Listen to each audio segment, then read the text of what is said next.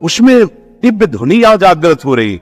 आकर्षित हुआ तो देखा भगवान शिव प्रकाशित हो गए और कहा, सुनो, तुम हरि को प्रसन्न करने के लिए जा रहे हो, इसलिए मैं अपनी तरफ से तुम्हें दर्शन दे रहा हूं और मैं ये स्तोत्र गान कर रहा हूं, इसे याद कर लो और इसी के बल से तुम्हें हरि का साक्षात्कार हो जाए। कैसे समझाए तुम्हें? तत्व में दोनों एक है, पर लीला में अपने आप समझ लो, लीला में अपने आप समझ। ये करुणा समुद्र शिव की कृपा ना हो तो विशुद्ध हरिभक्ति आ ही नहीं सकती। हाथ जोड़कर अयोध्या वासियों को बैठाल करके भगवान श्री राम कह रहे हैं, ऐसा मत समझना कि मैं चक्रवर्ती सम्राट पद से बोल रहा हूं, ऐसा मत समझना कि मैं किसी ईश्वरीय भगवत्ता से बोल रहा हूं।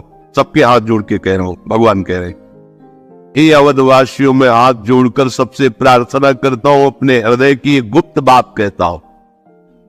जब तक भगवान शंकर की कृपा नहीं होती तब तक विशुद्ध भक्ति मेरी किसी के हृदय में जागृत नहीं हो सकती। भगवान शिव की कृपा से ही ये प्रेम मार्ग प्राप्त होता है। और आपको बताए गूढ़ बात, राधा वल्लभ जी भगवान शिव के हृदय की ही है, प्रादुर्भाव ही शिव हृदय से हुआ है। जो रस की स्थिति की गरिमा है, अब जैसे श्री कृष्ण उपासक कहते हैं कि देखो राधा रानी तो उनकी पत्नी ही है, और ये कैसी बात करते हैं कि उनके चरण चरण, तो तुम उतना नहीं जान पाए हो, और आगे बढ़ो, आओ हमारे पास, ये देखो इनमें पति कौन है पत्नी कौन है।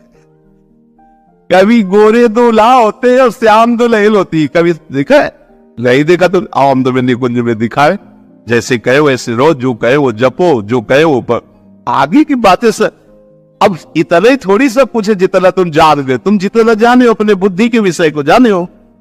देख लो ना, हम प्रियाजू का नाम जब करते हैं, उनकी चरण रज में रहते हैं, उनके आश्रित है, तो क्या यहां कह रहे हैं कि जो भगवान ब्रह्मा का सुख है उससे अनंत गुना सुख उसको है जो हरि का आश्रय लेके नाम जप कर रहा है। अनंत गुना क्या बच्चे ब्रह्मा जी? और हम जिस सुख की बात कर रहे हैं, न देवैर ब्रह्मा तेर न खलु हरि भक्तैर न सुहृदा दिव्री अद्वै राधा मधुपति, तो जब अपनी ठसक से बोलते हैं तो लोगों को लगता है कि कैसी बड़ी बड़ी बातें करता है। कहता है भगवत प्राप्ति हमारी जेब में है। ये देखो ठेका ले रहे हैं भगवत प्राप्ति का लोग उपहास की दृष्टि से। अरे हमारी श्री जी क्या है ब्रह्मा भी नहीं जानते, तुम क्या जानोगे? ब्रह्मा की रची खोपड़ी है तुम्हारी, तो हमारी श्री जी को जानते हो क्या? हमारे गुरुजी ने, हम जानते तो नहीं है, पर जितना जना दिया उतना समझ में आ गया कि हमारी महारानी जी से बढ़कर कोई सत्ता महत्ता नहीं। सब तत्वों के तत्व, सब बापों के बाप, सब गुरुओं के गुरु श्री कृष्ण। रत्ती भी दूध, थोड़ा सा भी दूध अगर पानी में भी डालकर मुझे समर्पित करता है, शंकर कहते हैं मैं उसकी मन की मुराद पूर्ण कर देता हूं। आज इसलिए हिंदू धर्म के भीतर शास्त्रों में जो नियम बना हुआ है, शास्त्रों के अनुसार जो नियम बनाया गया है, शास्त्रों के अनुसार जो नियम किया गया है, वर्णित किया गया है, उसके हिसाब से देखा जाए तो जो पानी जल हम शंकर को अभिषेक करते हैं, उस जल में थोड़ा सा दूध डाल देते हैं, थोड़ा सा। और जल में हम थोड़ा सा दूध अगर डाल देते हैं शंकर को समर्पित, भले आपके पास में दूध नहीं है, थोड़ा सा दूध भी अगर चढ़ा कर, पर निवेदन एक आपसे बहुत करबद्ध है, शिव को ये थैली का दूध मत चढ़ा, शंकर को ये डब्बे का दूध मत चढ़ा, शंकर को ये फालतू का केमिकल का दूध मत चढ़ाओ।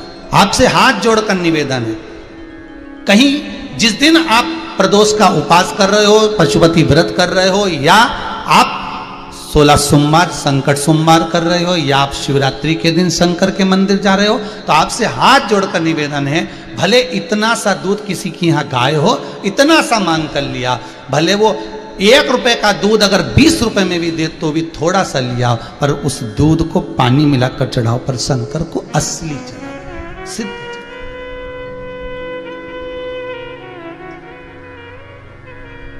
समर्पण।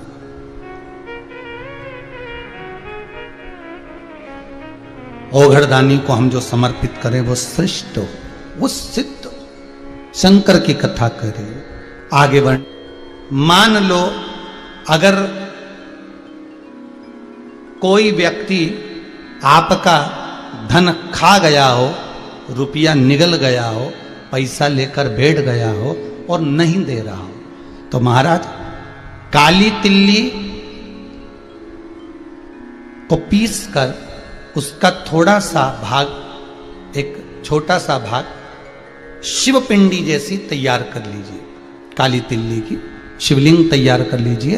उस शिवलिंग को शमी के पेड़ के नीचे या बेलपत्री के पेड़ के नीचे उसका पूजन कर दीजिए। जिस व्यक्ति से धन लेना है उस व्यक्ति का नाम स्मरण कर कर आंख का पुष्प, आंकड़े का पुष्प, सफेद जो पुष्प होता है आंख का, आंकड़े का, उस पुष्प को समर्पित कर दीजिए। उसके सिवाय आपको कुछ नहीं चढ़ाना, केवल आंख का पुष्प, घी का दिया लगाओ, आंख का पुष्प चढ़ाओ, विनती कर कर बाबा से बोलकर, नाम लेकर उस आंख के पुष्प का एक पुष्प कोई कागज में, कोई चीज में बांधकर आप रख लो।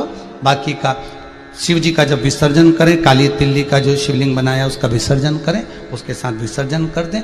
जिस व्यक्ति से धन लेना है, पैसा लेना है, उसके ऑफिस तक, उस व्यक्ति तक वो पुष्प भेज दीजिए, उसके यहाँ पटकवा दीजिए। वो व्यक्ति हाथ जोड़कर भी आपका धन वापस करेगा।